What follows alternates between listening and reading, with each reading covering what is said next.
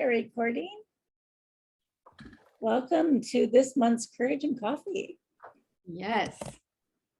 All right. So first off, I'm going to put a link in the chat, and we'll put it in again for those who come a little bit later. But we wanted to make sure you have the worksheet for today. And even if you can't print it out right now, you'll at least be able to see the visual and be able to do it on your own piece of paper. So go ahead and make sure you have that pulled up and ready to go for when Pete starts. But first, we just want to welcome everybody. It's wonderful to see you.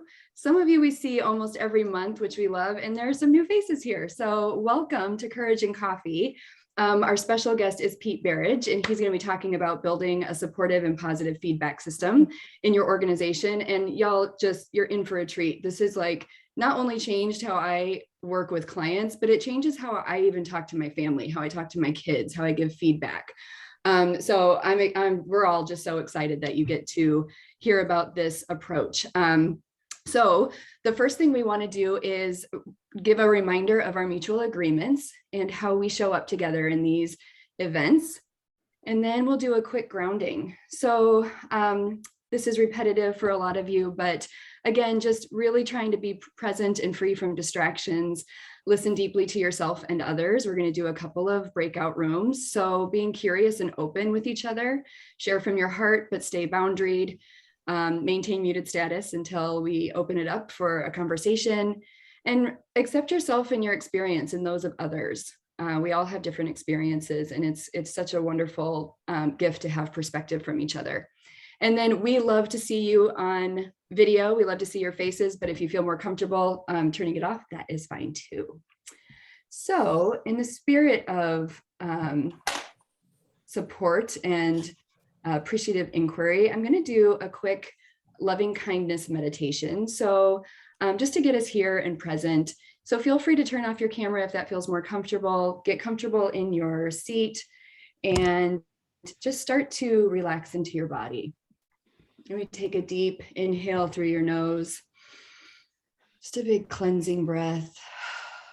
Close your eyes. Take one more deep cleansing breath. Really inhale into your belly. And then just release and let go of the tension and distraction from this morning.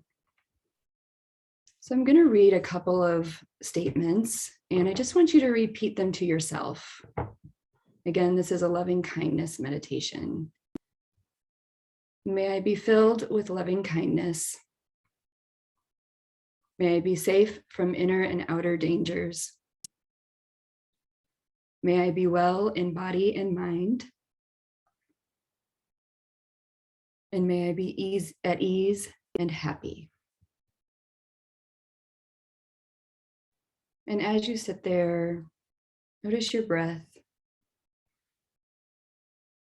Recognize that you're safe.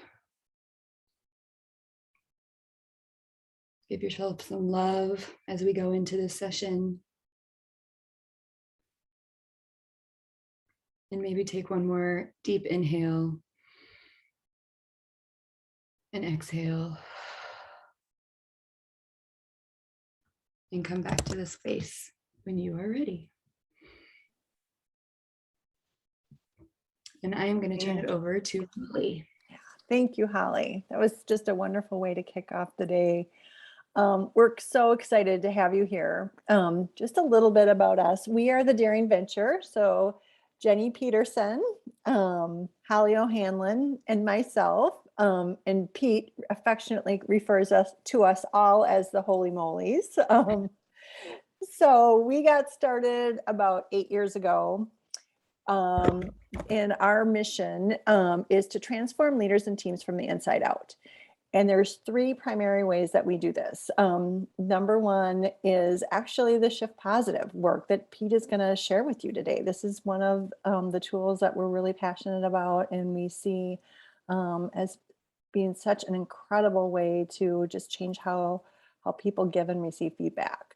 The second is Dare to Lead, and this has been our signature program from the beginning. And it's just a powerful way to transform leaders and teams, and either to go through it alone as an individual in one of our open cohorts, or to go through it with your organization and your team.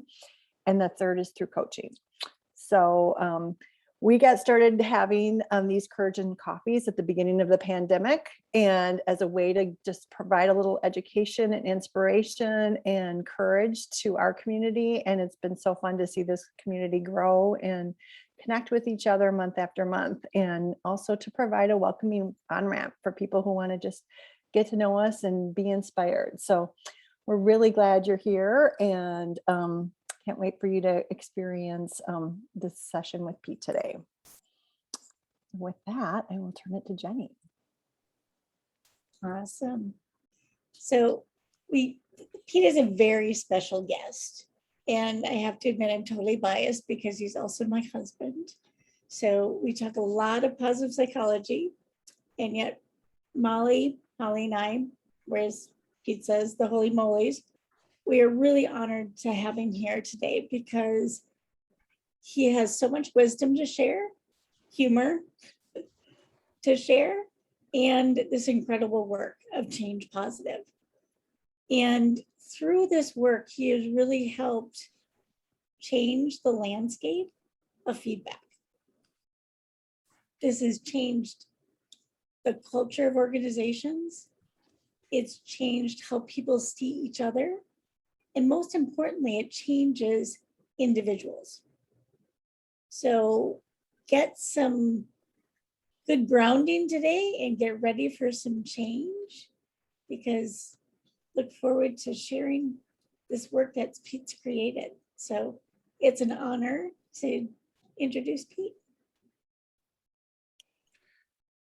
Thank you, Dr. Peterson. I appreciate that. He's the only one who has to call me doctor. I'm required to call her Dr. Peterson. So enough of you talking about me. Let's hear me talk about me, okay? So here's my intro for you all.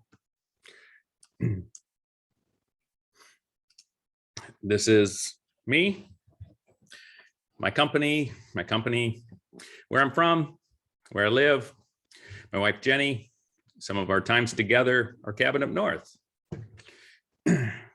Some of the things that we like to do together. Oh, and my dog, Lloyd. There's Lloyd as a puppy growing up. Things we do together. Some of my favorite movies. Some of my favorite TV shows. The kinds of things that I do in the wintertime to pass the time, do some whittling and some woodwork. And where I used to work, where I went to school, some of the work that I do, some of the places I've done it, some of the companies that I've done it with.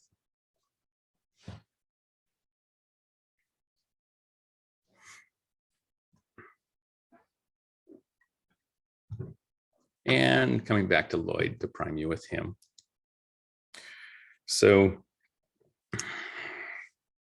I want to get us started by let me begin this here. Can everybody see that okay? Nice, thank you.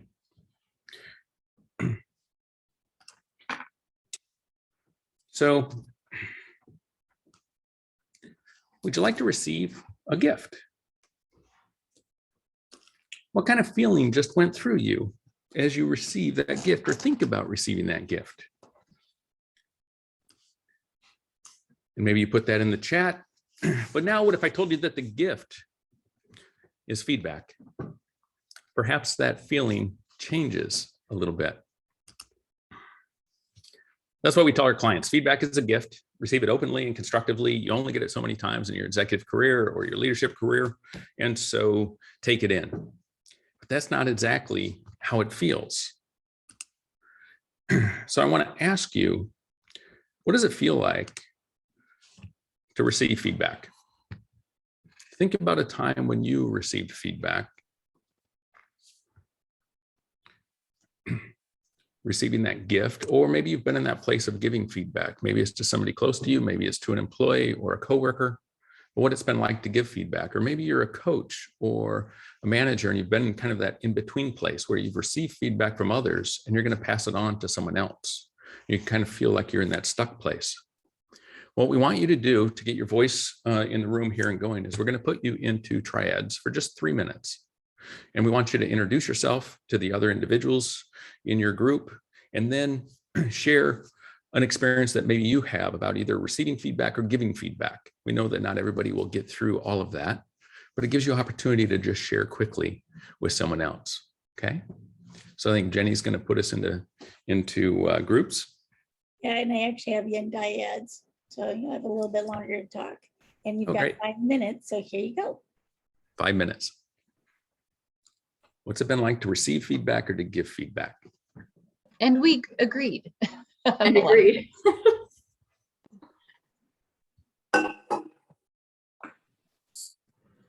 I feel like that was the shortest 5 minutes of my life.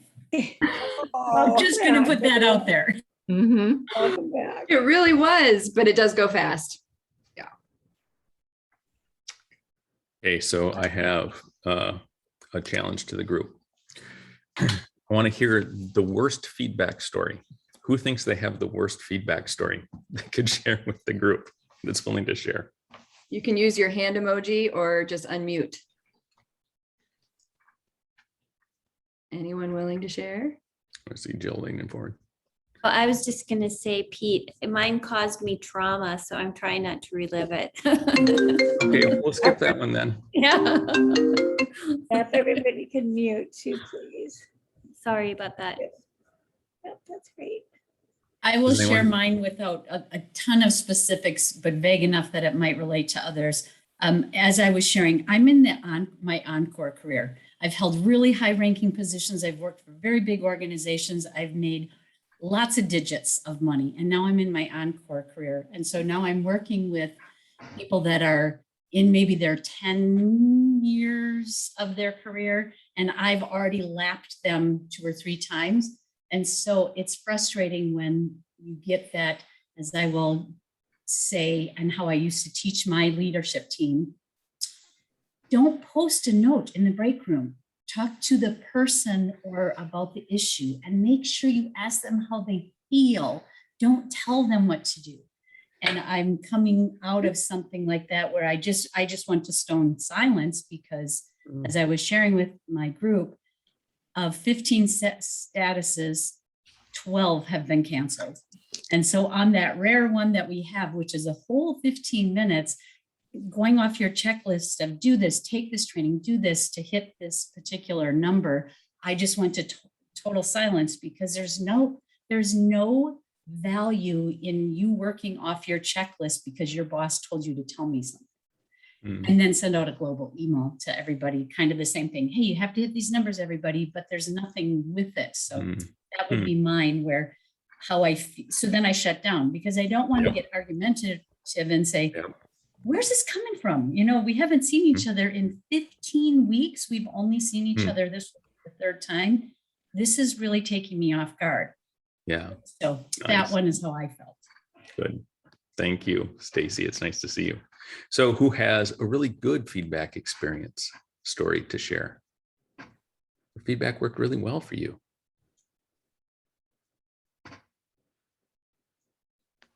Nobody, that's why they're here. I'll go. Amanda. I'll go. It was early in my career and it was my first job. And I was a little shy in the beginning, public speaking. And we did a presentation in front of all of our colleagues.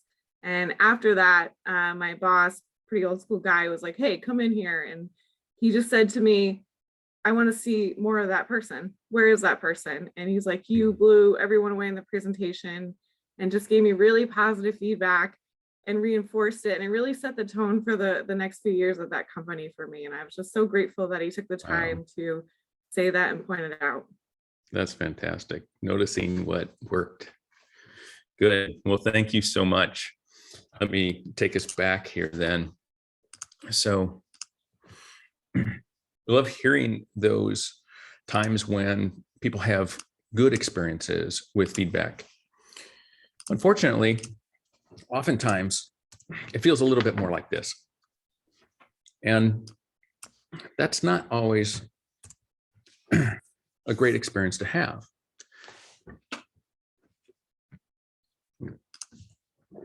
So why is that? Why is it that feedback doesn't always feel so good? And I'm just moving some things around my desktop here so that I can see you all better.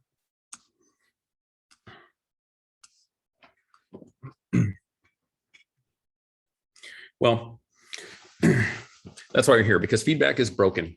And I don't think it's because of poor intention. As an HR leader for 25 years, we design systems so that people can be their best, to learn, to grow, to be engaged at work. We spend so much time at work and trying to excel. And yet that's not how it feels in the end. And I don't think it's because of poor intention, but instead because of poor design. And some of the design flaws that I think are inherent in 360s, performance reviews, 9-box exercises, and things like that are that, first of all, oftentimes feedback is tied to a possible promotion or compensation, and that compromises intent. There's something else that's out there that's hanging on to that feedback. And almost always it's confidential. And so it lacks context or tone. We don't really understand, where's this coming from? Just like the story that was mentioned a moment ago from Stacy. And oftentimes it's focused on what's not working, what's broken, what needs to be fixed, rather than what we can do to excel.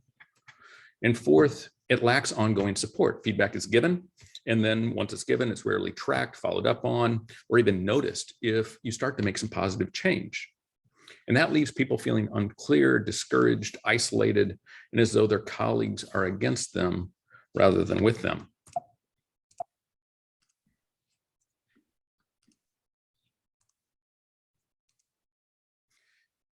And as I finished the positive psychology program at the University of Pennsylvania, I was a little bit concerned about this particular thing that I've been working on for so many years as an HR leader.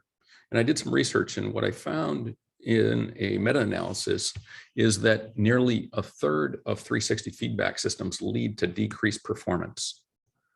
So the intention is to help people learn and grow, and actually it ends up stunting.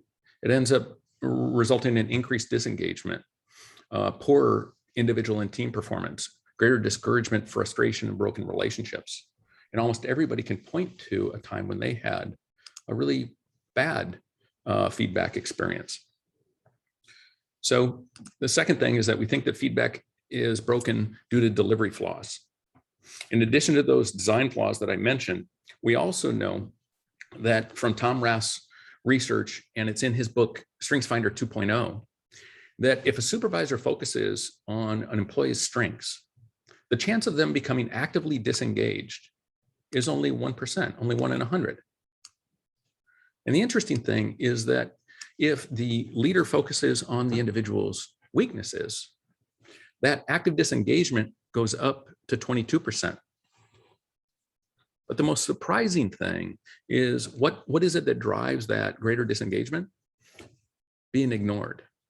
40% of the actively disengaged say that their boss didn't give them any feedback whatsoever.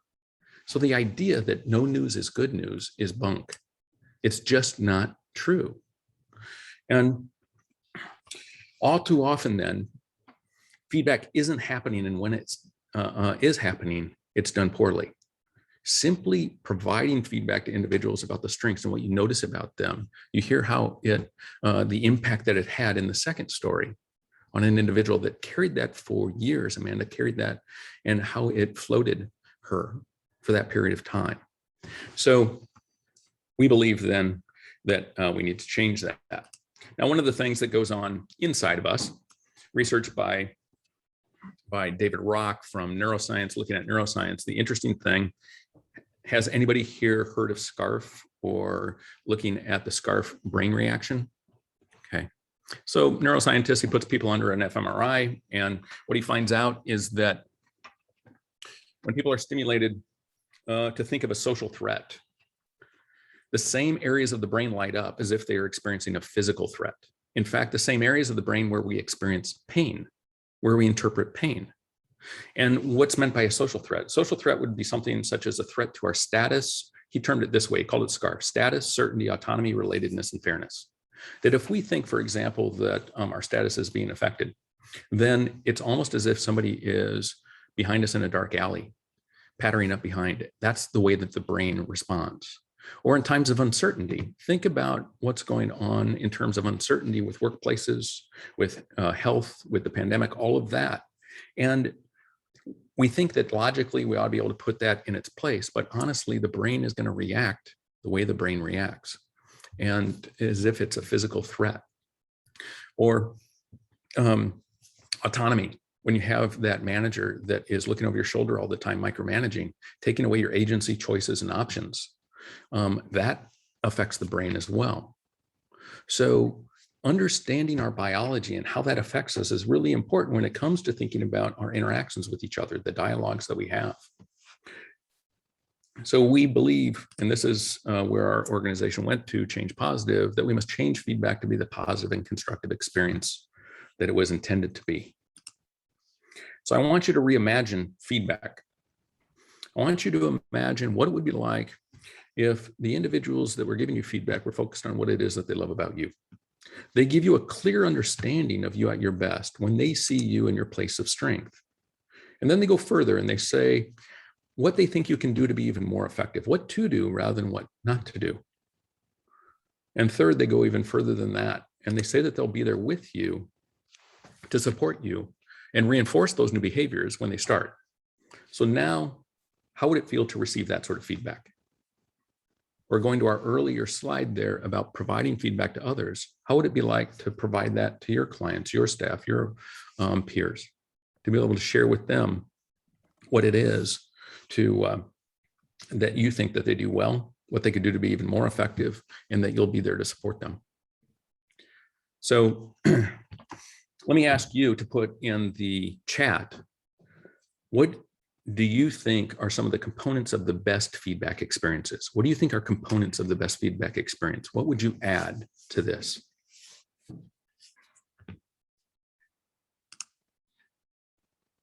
And Holly, would you mind reading them as they come in?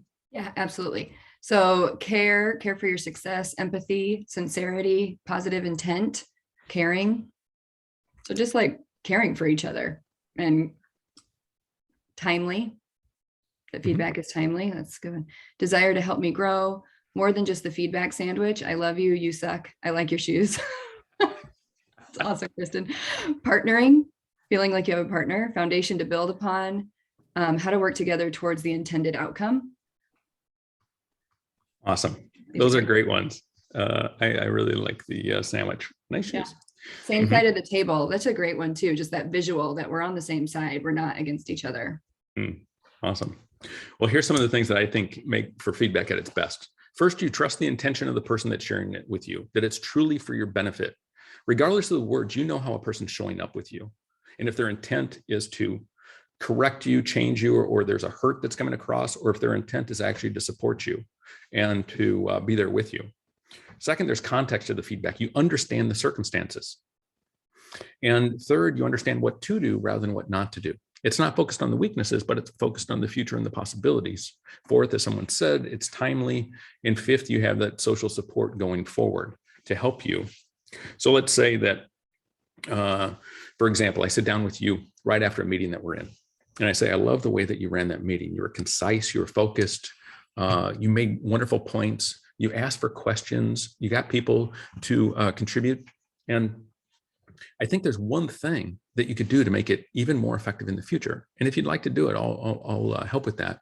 And that is there a way to dig for resistance before we leave the meeting to make sure that people are on board so that we don't feel like we're going back in the next meeting? If you want to work on that, I'll watch for that. If you want to ask people, is there anybody that isn't on board yet? I'll watch for that in our next meeting, and then we can have another debrief afterwards. So how would that feel to have that sort of feedback and that sort of allyship instead of the kind of examples that were shared at the beginning? Well, so I come to you as a leadership coach, a former HR person, founder of Shift Positive 360 and the Shift Positive method. But really, I want to share with you concepts that you can use in everyday life, that you can use with your family, with your children, with people important to you, and just take it and apply it to your particular circumstances. And first, I want to talk a little bit about the how. of making constructive feedback. And for that, we're going to be looking at positive psychology and a little background on positive psychology. Second, we're going to be talking about the who, because we know that feedback involves more than just the single individual that's receiving it. We want to talk about how to build and create a system of support for the individual, or to build up that social system. So I've got a video here from Marcus Buckingham that I think gets started on the positive psychology piece. Martin Seligman was the past president of the American Psychological Association. In 1999, he had an inauguration speech in which he said, basically, psychology is half-baked. We've baked the part about mental illness, about disease and damage, but the other side, the side of strengths, of what makes life worth living, is unbaked.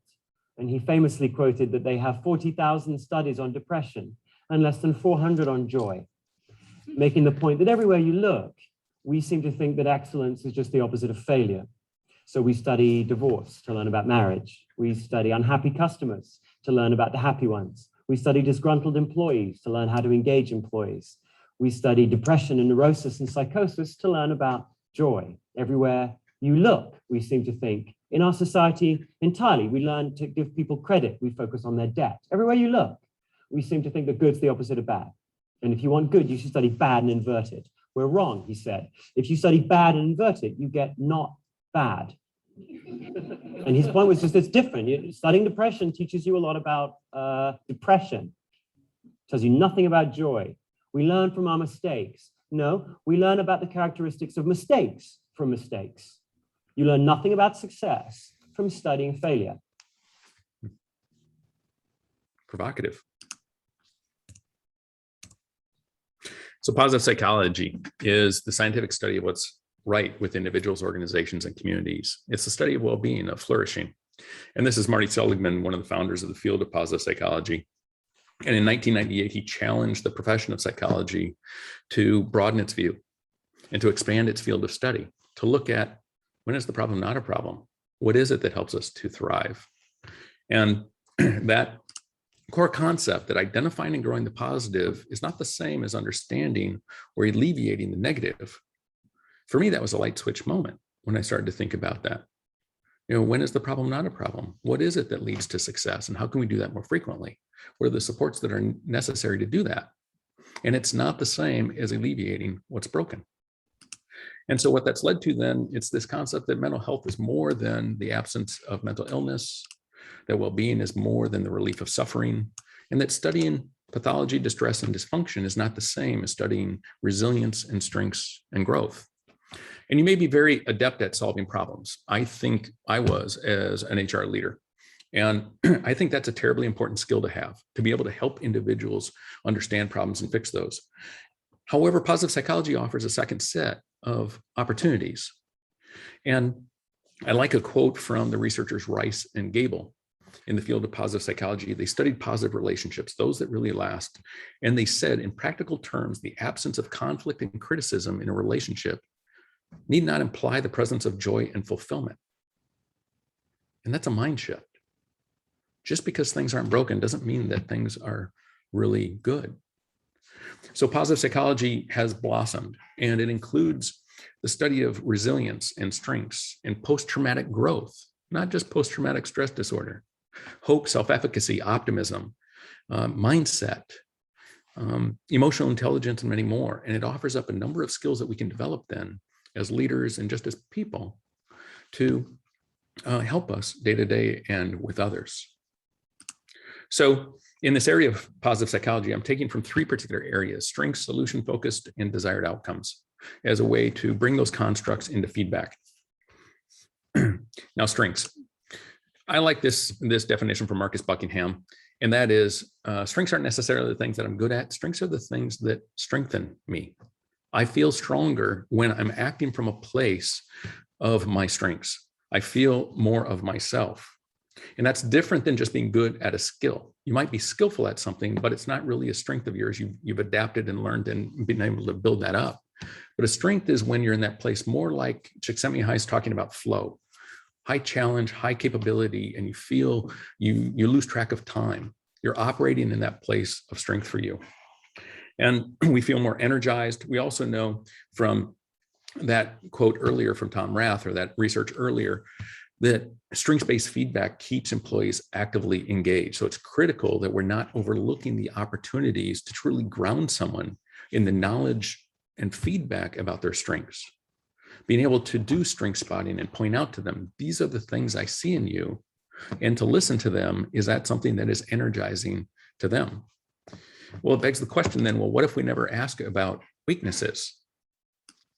Normally, that's what happens after we ask about strengths. Traditionally, we then ask about weaknesses of the individual. But in our approach with Shift Positive, we never ask about weaknesses. They might be interesting, informational, or insightful, but they're insufficient to make change. Instead, we want to dig into what to do. What would it look like? And what would be the first indicators of success?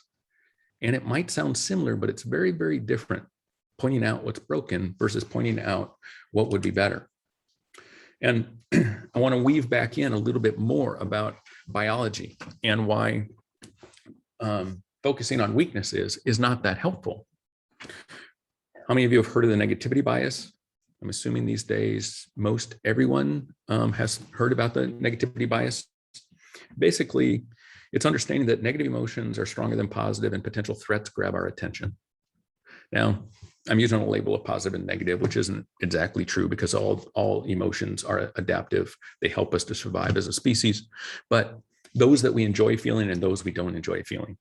And so those that we don't enjoy feeling are going to grab our attention when there's a potential threat. Those pop in.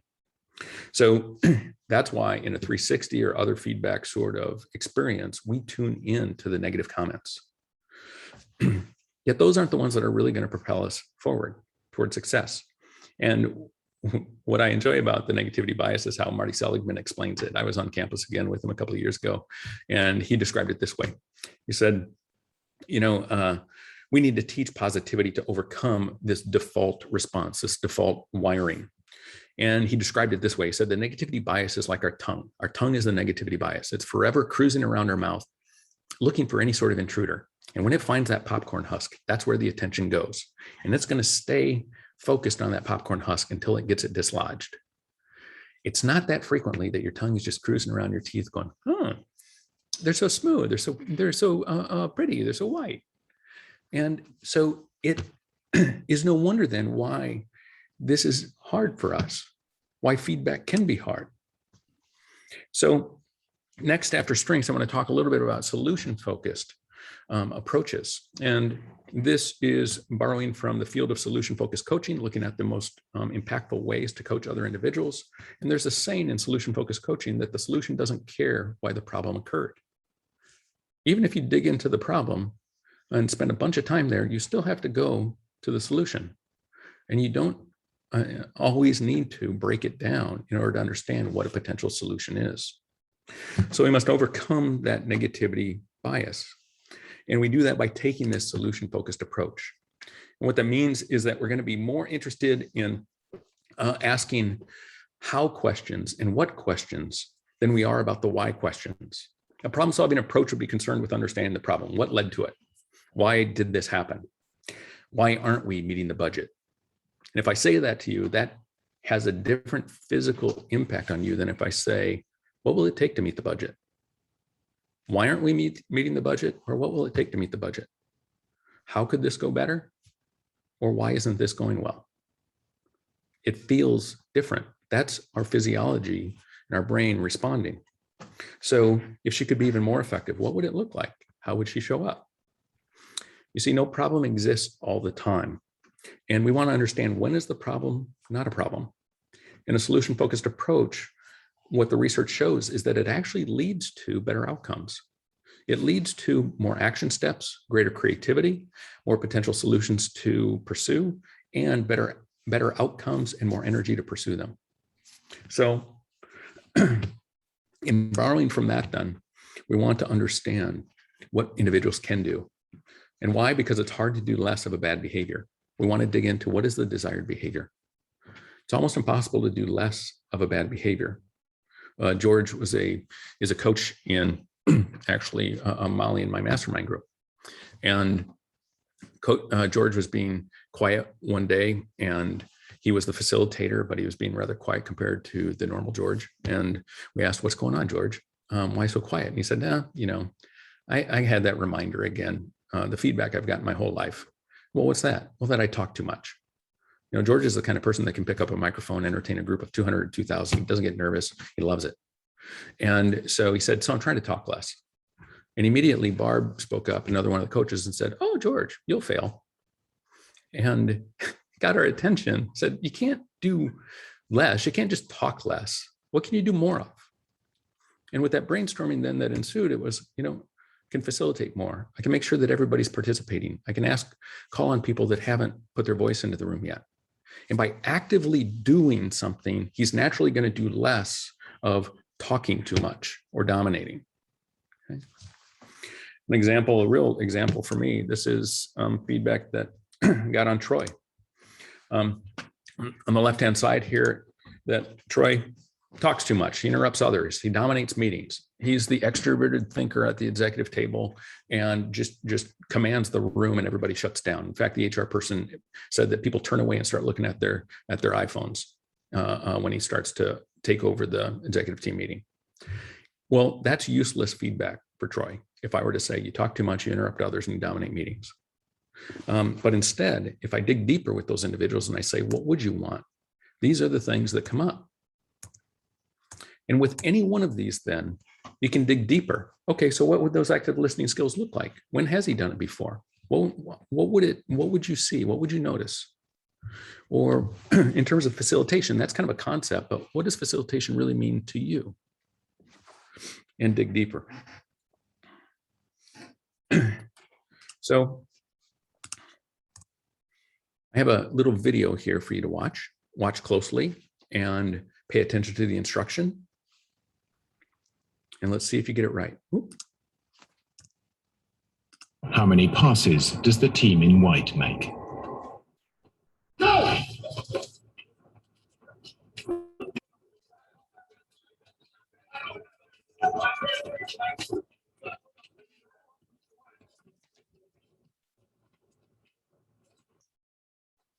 The answer is 13. But did you see the moonwalking bear?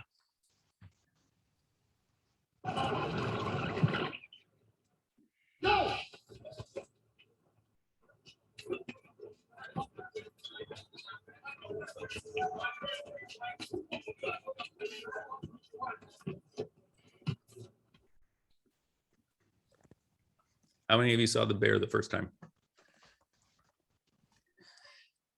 How many of you saw it the second time?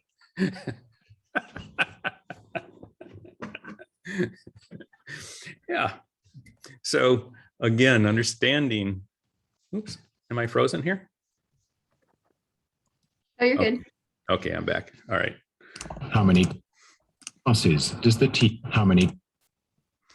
So this is an example of what's called inattentional blindness, similar to change blindness. And that means we don't see what we're not looking for. Unless a stakeholder takes the time to truly think about what success looks like. If you're going to offer somebody feedback, unless you clearly see in your mind's eye what you want,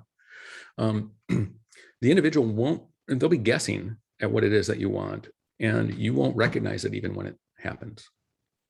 So let me say that again. Unless the stakeholder takes the time to truly think about what success looks like, the client will be guessing, and the stakeholder probably won't recognize it even when it does happen. We don't see what we're not looking for. So even if Troy, in my example earlier, started acting differently in meetings, he started engaging others, asking more questions. Who's going to notice it if they hadn't come up with that first in their own mind's eye? They're not. But they will notice it the first time it seems to them that he's dominating again, because they've been primed to see what's broken. So we've got a little exercise. I know I've been talking for a long time, but we're going to start getting into an exercise here.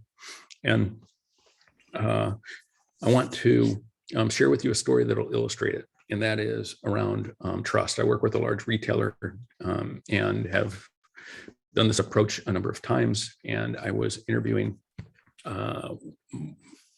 some peers around my client. So my client had been promoted. So I was interviewing one of his peers, and they had a terrible relationship. They didn't like each other. They weren't that effective together, but the work required that they get better together. And so I was interviewing this gentleman. I said, so what do you think it is that he could do to be even more effective? In his nice passive aggressive Minnesota way, he said, I think you should work on some trust. Oh, trust. Okay. What would that look like? He said, well, he's got another new team added to his teams. And so he should really try to build trust with that new team. And I go, oh, we'll say a little bit more. What would this trust look like? He goes, well, in his team and my team, they don't really trust each other. We should build up some trust between those teams. And I just kept asking more questions about this. And finally he said, I don't trust the guy. I go, oh, that's great. But I still don't have a clue what you want. And he said, I shouldn't go into a meeting where he's there with his team, my team is there, and he starts going in a different direction than where I thought we were going. He's good at getting people to follow him and being influential. And we end up going down the path that is not a good path for us. And then we end up having to backtrack. I go, okay, I clearly know what's not working, but I don't have a clue what it is that you want him to do instead. And this is where the real work took over. And it was not easy for him to identify, but finally said, okay, here's the thing. I think he's got pretty good intuition about when we're on the same page and when we're not. When that intuition goes off, I want him to pick up the phone and call me or come see me before we get in the room with our teams so that we can get on the same page and be aligned. I go, awesome. Well, what do you think you could do? He goes, I could do the same thing. So if I had just gone back to my client and said, you need to build trust, he would have been wandering in the wilderness trying to figure out, what does that mean? And honestly, it means pick up the phone and come and call me or come see me so that we can get on the same page before we walk into the room. That is clear as a bell. And the first time my client did that, the peer knew exactly where it was coming from. It wasn't confidential, and they had the conversation they needed to have. So what we're going to do now is I want you, with the sheet that was provided to you, I want you to think about somebody for whom you'd like to offer feedback, someone you believe could be even more effective. And with this T chart that you've got on that left-hand side, I want you to write down what you'd like to see that person change. What's not working? What's broken? What's the weakness? I'm just going to give you like a minute to do that because we don't need to go real deep with that. But what's one thing that isn't working with them?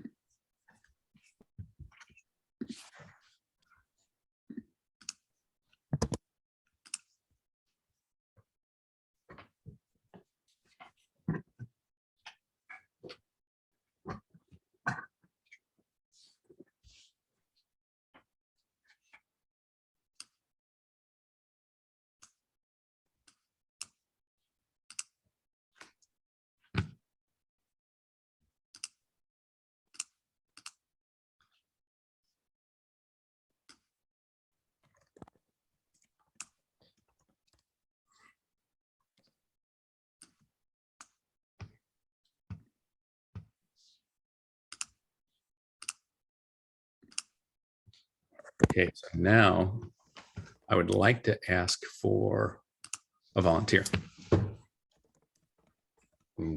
Big group, 25 people, speaking up. I can volunteer. This is Christy. Hi, Christy. Awesome. So tell me a little bit about what it is that you wrote down on that left-hand side. What is it that's not working, the thing that's broken that you would have feedback about for this individual? The first bullet point that I put down was keep meetings as scheduled. Okay. So I have an individual who consistently, we will have meetings scheduled, but they are known to always cancel or reschedule. You're never important to them, or it makes you feel that way, right? The second bullet point is allowing the employee owner to own the meeting. Meaning? So this is typically like a one-on-one meeting that I'm referring to. And rather than the employee owner or the employee being able to share what they've been working on, where they're having struggles, where they need the supervisor's assistance, the supervisor just takes over the entire meeting and you never get that opportunity to share. And then the other piece is actually one that Laura and I talked about in our breakout session earlier, is eliminating the but. So you have the Christy, you've been doing well at, but, and so you get that build up, and then that word but is just makes you forget everything that you were ever told that was positive. So these are great, Christy. Okay, so known to cancel or reschedule, you're never important to them. So we actually get a little insight into the interpretation of the cancellation. She takes over the entire meeting. We don't get the opportunity to share, and eliminate the but. So then now I want you to think about, and for each of you to think about, on that right, well, just stay with Christie's for a second here. On that right-hand side, I want you to think about, what would the solutions be? Pick one or two of those, and what would you want to see instead?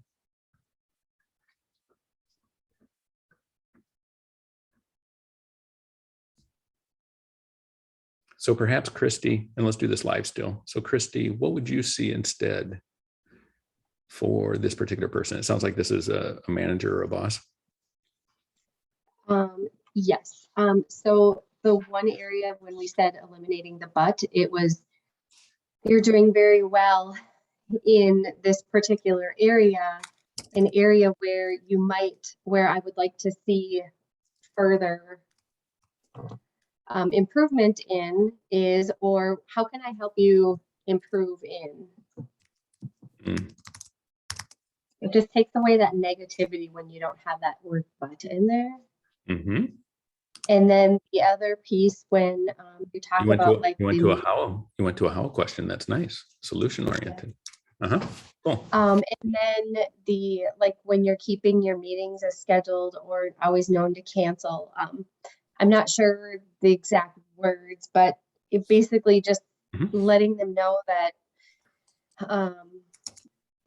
your time is just as important as their time. And when you are prepping for that meeting and you're excited, maybe you're excited to have that meeting and then all of a sudden it's canceled.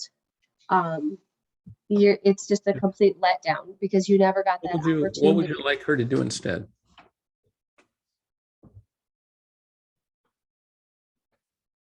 To recognize that everybody's time is important. And how would she do that? What would that look like? What would she say or do? If she needed to cancel, what would she say or do that would still help?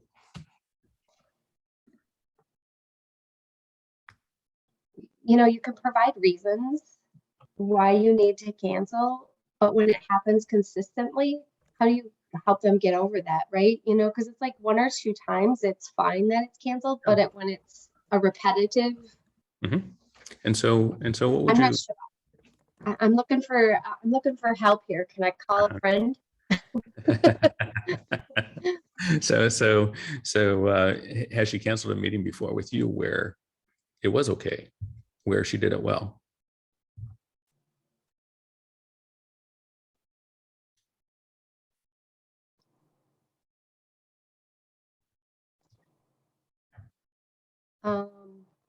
Well, I'm not sure.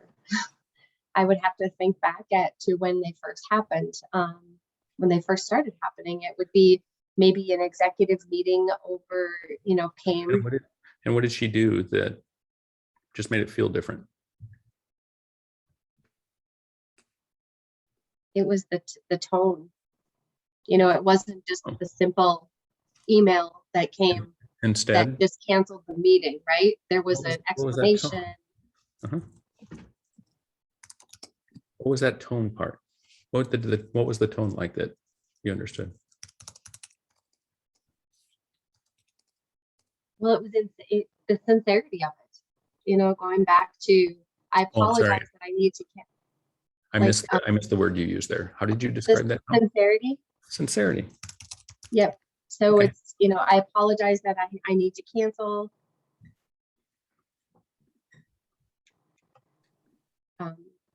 I will Yeah. do my best to make sure.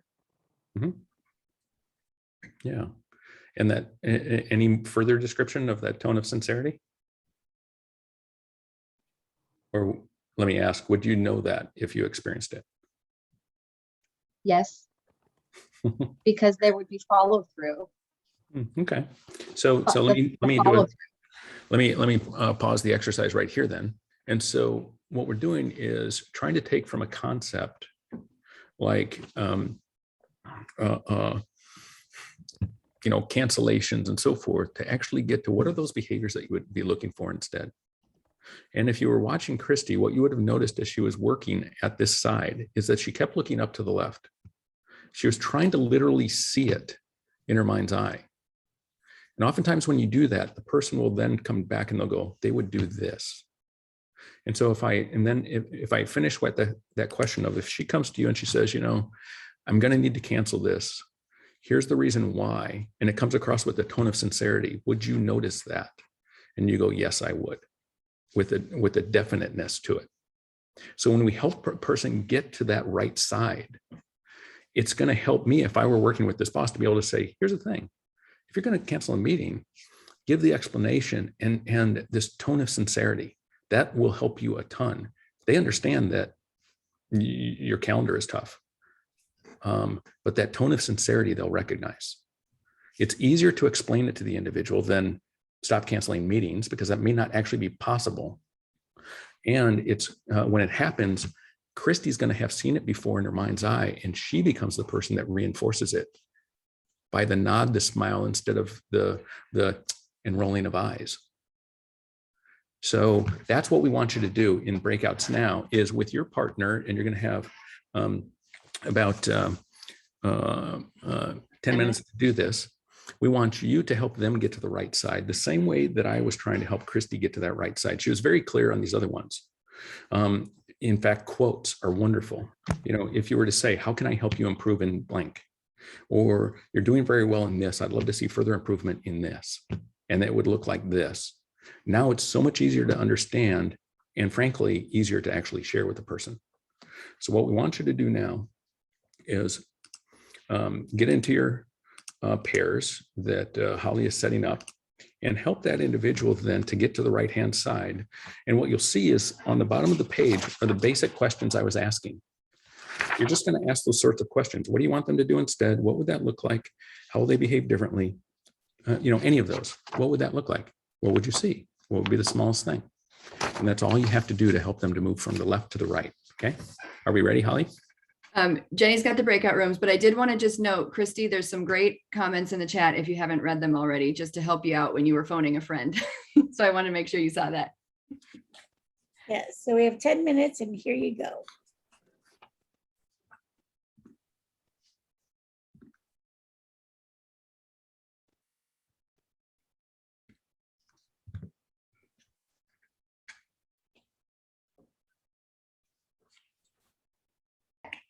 Oh, are you guys all done? No, Just with the breakout room. yeah, we're just coming back That's from actually breakout. perfect timing. Mhm. Just be in your breakout. Welcome back, everyone. All right. So just describe your experience in the chat. What was it like to get the person from the left-hand side to the right-hand side? And then what you see in terms of the partner questions on the shared screen here, these were the types of questions that we were asking to help them to get to that right-hand side. But what I didn't tell you is to avoid using stop, not, don't, wouldn't, or any of the other NTs on the right-hand side. If you look on that right-hand side and you see any of those in your own column, then you're not quite there yet. That would be stopping a behavior rather than starting a new behavior, the replacement behavior. So as comments come into the chat, why don't you go ahead and read them off, Holly? Well, nothing's come through quite yet. What was it like for you? And if anybody wants to unmute and just say it, that's fine too. I just feel like it's easier to talk than type. Anyone? Were you able to help your partner get to the right-hand side? Do you know what? My partner it was interesting because we didn't have a lot of the contents, which kind of made it easier because I was able to say, I don't know all of it, but it makes me wonder if you could ask. And it made it almost easier to help offer advice coming as an outsider into the situation that she presented to me. Interesting. What were you going to say, Jill? Oh, just super helpful to think about what's that replacement behavior? What would you do instead, and getting specific about that? Victoria said it was easy to get some surface level changes, but hard to dig deeper. So maybe some of those, like, how does that actually show up? What would you see? Yeah, and oftentimes finding that looking for when in the past the problem wasn't a problem, or even if it was somebody else.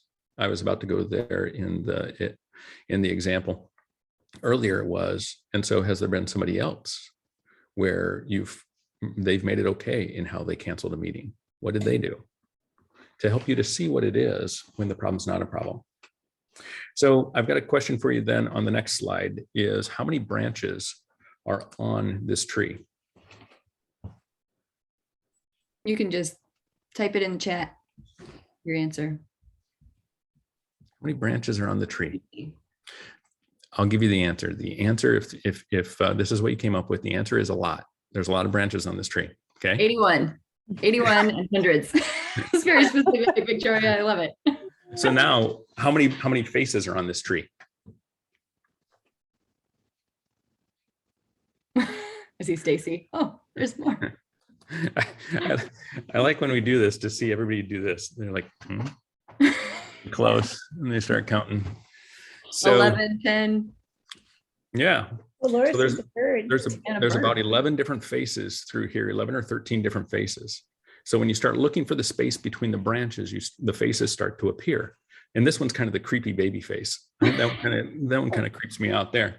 But what are we doing by using this exercise? We're priming you.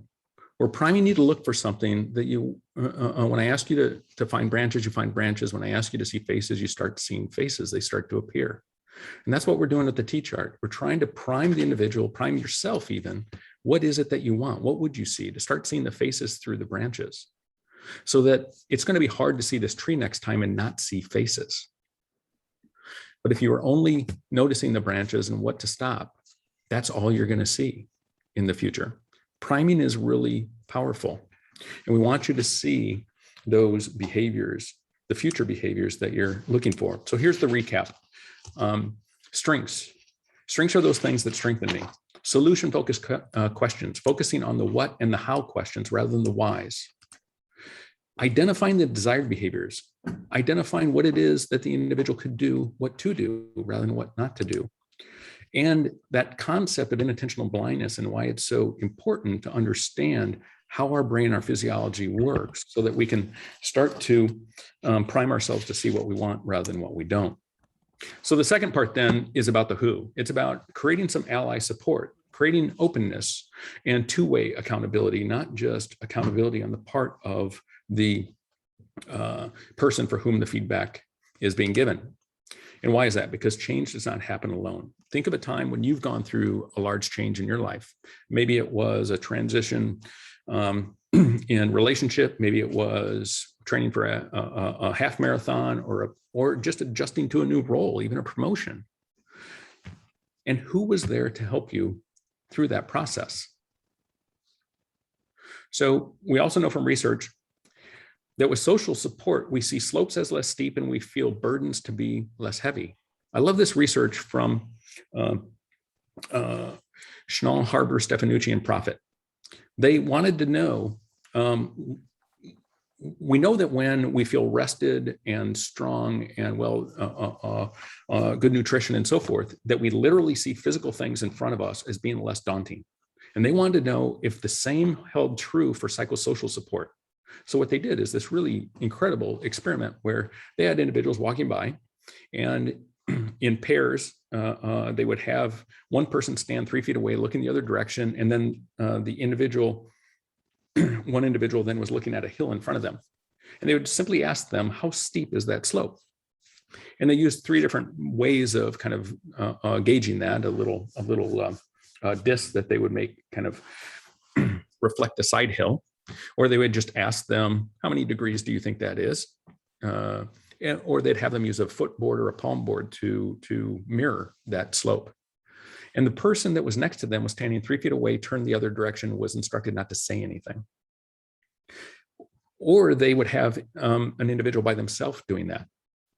And what they found is that those individuals that had somebody standing next to them 3 feet away, looking the other direction, not saying anything, saw that slope to be 10 to 20% less steep than the person that was by themselves, simply by having somebody standing next to them. So they redid the research, and this time they had an individual that was by themselves simply think of somebody that was supportive, neutral, or negative. Those individuals that were thinking of somebody that was supportive of them, again, saw that slope to be 10 to 20% less steep. So what would it be like if every day you felt like you had 10 to 20% more support, or your job felt 10 to 20% lighter? What I love is how they finish their research article with this paragraph. They say, if social support, opportunities for emotional disclosure, and differences in hope, optimism, self-worth, and self-efficacy cause people to see challenges in a more moderate way, then people who enjoy these resources will live in a subjectively less demanding and less stressful world. Conversely, those deprived of such resources will live in a world where hills are steeper, distance is greater, precipices deeper, and other kinds of physical challenges more daunting and demanding. Literally living in a world that is less challenging by having somebody next to us. So what we do then when gathering feedback is we ask each individual to identify one thing that they're willing to do to support that person, one specific thing. And so what would it be like if when you gave feedback, you offered up one thing to do to support that individual, how you can help them? So for the person who wants to work with Troy, my earlier example, are they willing to, and this is a true example, what the head of HR came up with was, as people turned away, she would turn back and she would say, Troy, what do you need from us? That became her question, to bring him into focus and to get people to turn back. They turned away, she turned back. And that became their commitment to each other. And it helped him. It became his indicator of when he was starting to dominate too much and when he needed to focus and become more facilitative. So in our 360 approach, we ask every stakeholder to identify one thing, one commitment that they'll make to the client. And what that results in then is, by the time we're done, each person will have 6, 8, 10, or 12 individuals, all willing to do at least one thing to support and reinforce those new behaviors. So Rand, a friend of mine who just texted me, he's the head of schools, and I was interviewing Priscilla, one of his executive team members. And he said, he's just different. He's energized and alive when he interacts with students. And he just is more glum when he doesn't. And so her one thing is that she committed to getting with his administrative assistant and having him have at least 2 or 3 experiences per week interacting with students, whether it was being in a classroom, teaching, or just greeting students in the morning. She found places on his calendar to plug that in. And he knew that about himself, but that allyship helped to make it happen. And with this then, our approach is that the interviews are not confidential. We challenge that notion of confidentiality. We believe it's a symptom of a broken system, and one that we need to work together to change. We need to shift to a system of openness. And here's the saying that I've got, which is, when we don't know how to say something constructively, we say it confidentially. When you get to that point of being able to identify on that right-hand side what better looks like, what you do want, it doesn't need to be confidential. And context matters, because what you're looking for is going to be different than the very next person and what they're looking for, even in the same realm, whether it's meetings or communication or presence or delegation or whatever it might be. So we need to be able to offer that context and the intention and identifying what to do and being timely and providing that social support. So we want to shift to the system of openness. And what that looks like then, here is traditional feedback and constructive feedback. Traditional feedback focuses on strengths and weaknesses. And of course, the mind goes to what's broken and the weaknesses. It's what are the causes of that ineffectiveness, what to do less of. And instead, we want to focus on strengths, what drives success and what to do more of. Next, traditional feedback lacks the context. There might be a summary report, or you might be getting a score on some competencies, and that's pretty useless.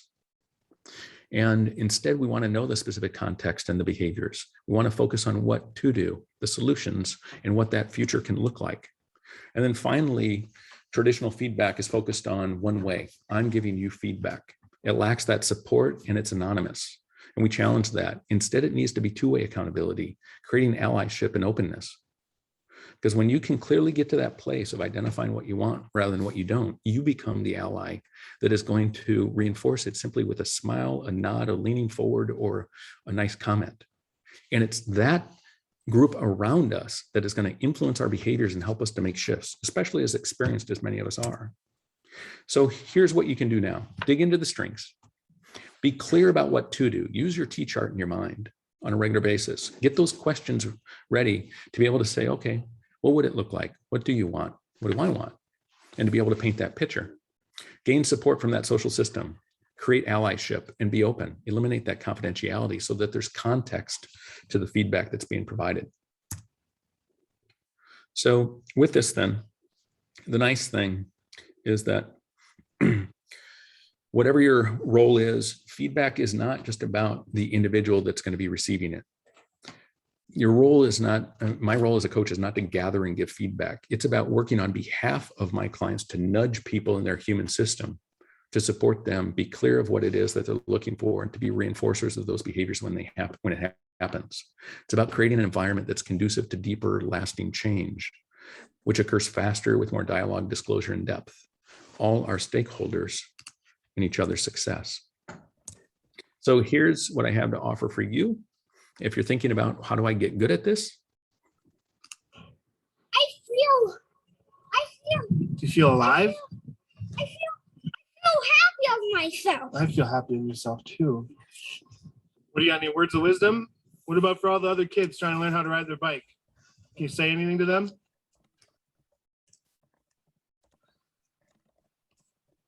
Everybody, I know you can believe in yourself. If you believe in yourself, you will know how to ride a bike. If you don't, you just keep practicing. You will get the hang of it, I know it. If you keep practicing, you will get the hang of it, and then you can get better and better at it if you do it. Give me some thumbs up. Thumbs up, everybody! All right. For rock and roll!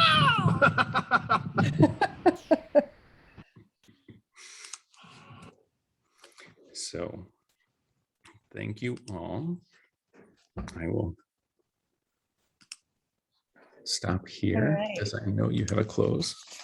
Yes. So thank you, Peter, so much. And what we'd like to do now is to hear from you. What are your takeaways from our session today? What's one thing that you're going to commit to do something differently? To do, to not do? Holly, you can put it in the screen. Yep. So Jill says, thank you, Pete. So helpful. Love focusing on the right column and being the ally. Victoria says, explain what success actually looks like. Huge mindset shift and incredibly practical. I'm going to use that chart often, says Judy. Cool. Beautiful. Anybody want to share verbally? You have time for one.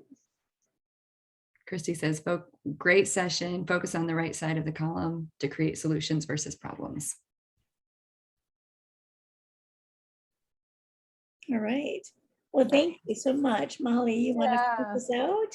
Thank you all. And thanks to Pete. So if you want to unmute, and we'll just give a big round of applause for this fantastic session. I mean, Yay. Thank you, Peter. Thank you. Good work. Amazing. Yeah. Really makes a shift in terms of just how we give feedback, how we receive feedback, and it's just it's life-changing. This is really transformational stuff. So thank you, Pete. So we want to just share with you, here's Pete's website, And so if you are interested in becoming certified in this work, they have sessions where you can be actually certified to do this work in your company. And so you can check out opportunities to do that. And then also the Pete and Jen, founders of Shift Positive 360, can come into your organization and work with you. And they have a cadre of certified coaches. And Jenny, Holly, and I, as we mentioned earlier, among those coaches. So we're really proud of that. But this is just really powerful work. So please check out their website, see how you can kind of take next steps, join their community, and be in touch with them so that you can be receiving emails and updates on things that are coming up. And we'll send out a follow-up email too, so you can be connected with them and then have an opportunity to watch this recording again if you want to. One more final thing, we do have our next Courage and Coffee coming up in December. It's the second Wednesday of the month, and to be determined. I know that Holly and Jenny and I of the Daring Venture will be hosting that, and we have some content that we're working on, and we'll be sharing that soon. So with that, we wanted to say thank you all for being part of this community. It really means a lot to us, and to see you show up month after month. So Yes. With that, yeah, we'll have everybody unmute. And we'll say farewell until next time. So on the count of 3, 1, 2, 3. Farewell, everyone. Farewell. Thank you. Thank you. You. Thanks. Thank you. Good seeing you.